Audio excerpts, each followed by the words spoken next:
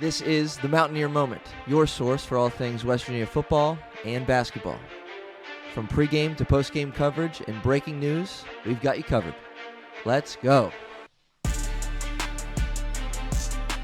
Welcome to another episode of the Mountaineer Moment. I am your host. My name's Troy, and super excited to talk about some football on this episode. Really a preview of the Mountaineers' Week 1 matchup with Robert Morris of the FCS, and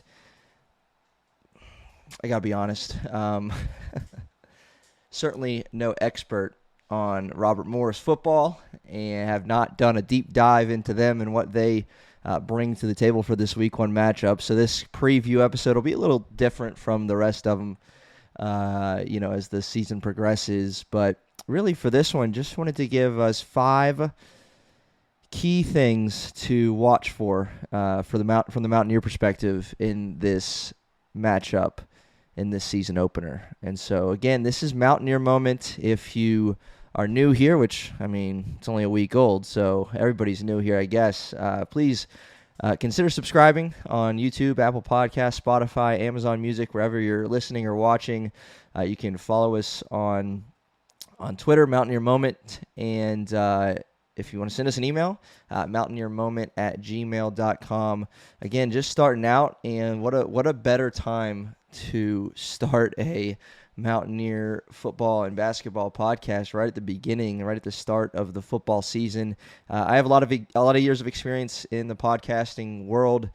Spent several years covering the Philadelphia 76ers, and as a lifelong Mountaineer fan, this is like a dream come true to finally take the opportunity and say, you know what, I'm going to do it. And here we are covering the Mountaineers on Mountaineer Moment. And throughout the season, you can look for several episodes a week, at least previews and recaps and that sort of thing. I think with this, including the intro episode and a few others, including this one being a preview of Robert Morris, I mean, there'll be 4 or 5 just leading up to them. And then obviously a recap, and then we'll get into Ohio, and then we'll get into the backyard brawl, then we'll get into conference play. So lots of content to come here on Mountaineer Moment. So if you want to be in the know on the Mountaineers and hear some of my opinions, for whatever reason you want to hear some of my opinions, please consider subscribing to the Mountaineer Moment. But with all that being said, I want to get into 5 things to watch for in the season opener. Number 1 was an easy one, kind of a layup here. How many quarterbacks are going to play? How many quarterbacks are going to play? So this week, the Mountaineer depth chart, quote-unquote depth chart, got released. And the quarterback position, you'll notice, had a lot of ors in between the names. So it said Nico Markiel, or Jalen Henderson, or Max Brown, or Khalil Wilkins, or Scotty Fox, right? That's just what it was. And so Rich wasn't lying throughout the off season and into fall camp, and now gearing up for Week 1. He's not saying who the starter's going to be. At 2 p.m. on Saturday, we'll find out what quarterback's going to start out there with the starting, quote-unquote, starting lineup for the Mountaineers. But expect several guys to play. How many? Will it be all 5? I don't know. Will it be more than 2? I'm pretty sure it's going to be more than 2. Will Nico or Jalen Henderson be the first guy to get the snap, first offensive possession? My guess is yes. In the over and under episode that we just did, we set the line at 3.5 quarterbacks are going to play, and if you take the over, obviously you're saying that Max Brown's going to get action, and likely that either Max Brown and Khalil or Scotty Fox are going to see the field. So, man, it's interesting, an interesting thing to look at. I mean, Rich, in his presser today, or maybe it was on the the show. I'm recording on Tuesday, but the Rich Rodriguez show on Monday might have said something along the lines of, expect multiple quarterbacks every game this season. That might be a thing. So, will it be 3 or 4 or 5 against Robert Morris? We'll have to wait and see. But that's the number one thing kind of to be on the lookout for. I mean, the biggest storyline, and another episode that we have releasing this week is just the number one storyline by far football aside and the game aside is just the simple fact that Rich Rodriguez is heading out on the field to lead the Mountaineers. That's crazy. Still hasn't sunk in, and it's still going to feel surreal and really weird on game day. But that's the number one storyline. And then the number two is got to be this quarterback situation, the hot topic, all off season long, and still the hot topic leading up to game day. So however it plays out, these guys have had and will continue to have opportunities to show why they should be the guy. Because when all is said and done at the end of the year, one of these guys is going to have the most snaps played, the most games played, the most touchdown passes, the most touchdowns run for. We're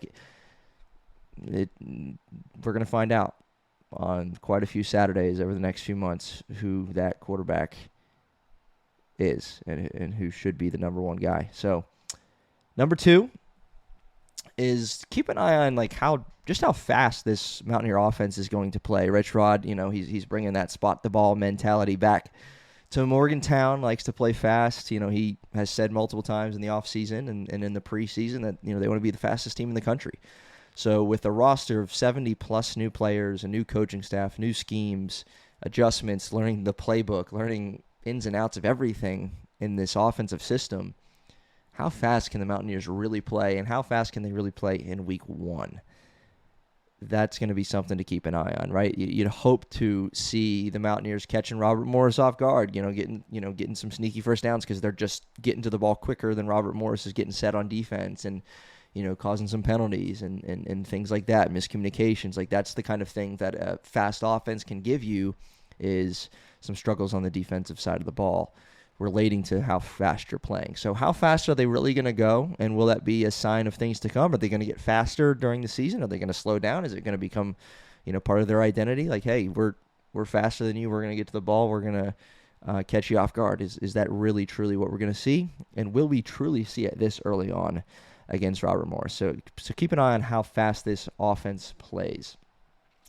Number three is something to keep an eye on all season long, of course, as all of these really are, but Mountaineers have an inexperienced offensive line, to say the least. It's made up of several, upperclassmen, but the guy with the most experience in that room is also on the all-name team, Walter Youngbear, transferring from Tulsa, who has 13 starts in 33 career games at Tulsa.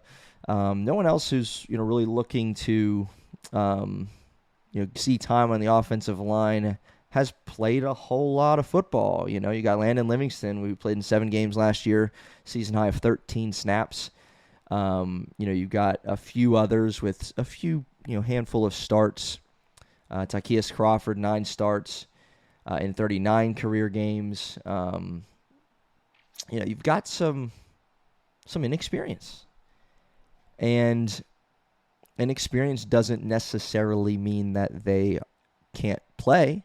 It just means that they haven't. And, I think the question might be not relating to week one necessarily, but how quickly is it going to happen where this offensive line and the individuals that make up this offensive line and the line as a unit, how long is it going to take for them to peak, if you can say it that way, into the season? You hope that you get better throughout the season, but how long is it going to be before they, reach a level where you're like, okay, I like what we got here? And hopefully for us as Mountaineer fans, the answer is sooner rather than later. Hopefully they, again, progress and get better. But it's a big question mark right now. It just is, and that's a huge deal with any offense, but a Rich Rod offense and what he likes to do. You need these guys up front to be solid. You need them to get pushed. You need them to protect the quarterback when we do pass. And so there's no way of predicting how they're going to do because of how inexperienced this unit is. But it's something to keep an eye on against Robert Morris, against an opponent that they should, out-muscle, out-man, an FCS opponent. Are they going to be able to do that? Are they going to be able to just have a field day, even as a first game as a unit together? Could be a tell of things to come, if they really, really perform well. Not that they're going to just push over, Big 12 defenses in Pitt and Ohio and, the rest of the schedule. But if you struggle against Robert Morris, that could be a sign of bad things to come. Let's just put it that way. So how will this inexperienced offensive line really pan out? And we're going to get our first glimpse of it on Saturday against Robert Morris. Number 4 is an interesting one.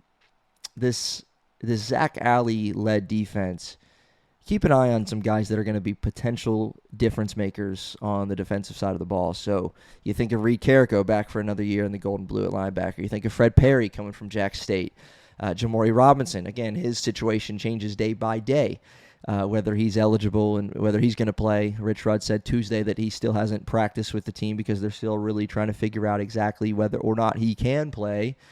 Player of the year in his conference last year at UTSA, like that's a huge pickup for the Mountaineers, but is he going to play? If he hasn't practiced yet, it certainly doesn't seem like he's going to play against Robert Morris, but who are some of these names and some others that I haven't said, at the cornerback position, you like what you have there. You got Chase Wilson at the linebacker. Who's going to be a difference maker and who's going to assert themselves as a leader on this defense? That can and should happen in week 1. So keep an eye on that.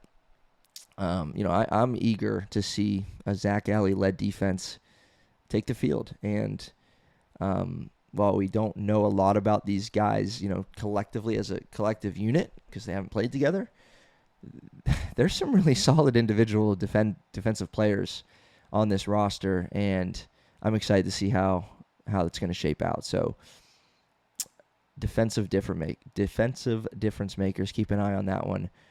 And lastly, again, just days away from kickoff, we're calling this one From the Courtroom to the Gridiron, because there's 4 Mountaineers who were deemed eligible in the court ruling just last week, and they weren't able to practice. But Jamori Robinson, again, we just spoke about his situation, still uncertain. Ty Edwards hoping to play on Saturday. Justin Harrington, the transfer from Oklahoma, then Washington to here. And Jeff Weimer out of Idaho State, who had a monster year in the FCS level with 1,200 yards last year, 100 catches, and I think 7 touchdowns. But they've been officially added to the roster. Those 3, Jeff, Ty Edwards, and Justin Harrington have been practicing since they were ruled eligible. And so will we see them? Keep an eye on that. Are they going to play? Do they look like they're ready? Or do they look like they've just been reading the playbook, and not been able to practice? So will they play? How much action will they see? And can they be effective? I think it's kind of goes without saying that we don't necessarily need those guys against Robert Morris, but it would be nice to see them get some reps, get their feet wet, and gear up for the rest of the schedule, because it only gets tougher from here, and that starts with Ohio next weekend. So, again, in the case for Jamori Robinson, his case for eligibility still remains unclear at this time, and so we'll see how that pans out as well. But, man, what a massive difference that's going to make one way or another. Jamori can play. Plug and play. Let's go. Let him get to the quarterback. And if he can't play, that's a massive hit to a defense that, again, all we know about right now is individuals and what they've done elsewhere, and a few that have done some good things here, in Morgantown. But if Jamori can't go, that's a huge loss before even it gets started. So we shall find out. But those are 5 things to keep an eye on in the matchup with Robert Morris. Again, I'm not going to pretend to claim to be a Robert Morris football expert, but those are some things that I'm going to be keeping my eye on Saturday as the Mountaineers do battle with Robert Morris Saturday at 2 o'clock Eastern Time on ESPN+. Should be a packed house. Rich Rod's return to Morgantown going to be electric, and it's the start of a new era, start of something new, hopefully something good. We'll see you next time on the Mountaineer Moment.